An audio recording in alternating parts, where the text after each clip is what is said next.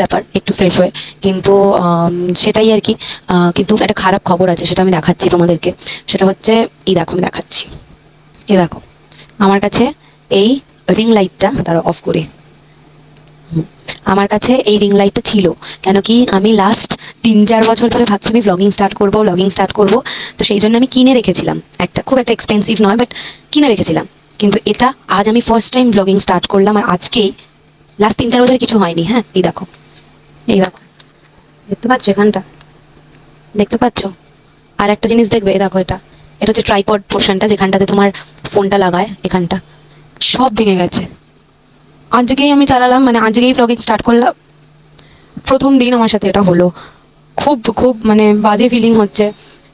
যতই যাই হোক, আমরা তো খুব সাধারণ মানুষ, আমাদের এরকম জিনিস মাথাতে কাজই করে, যে আচ্ছা এটা কি তাহলে ঠাকুরের ইশারা, আমি করবো না। বাট আমার পরে মনে হলো যে না, ঠাকুর নিশ্চয়ই এটা চাইছেন যে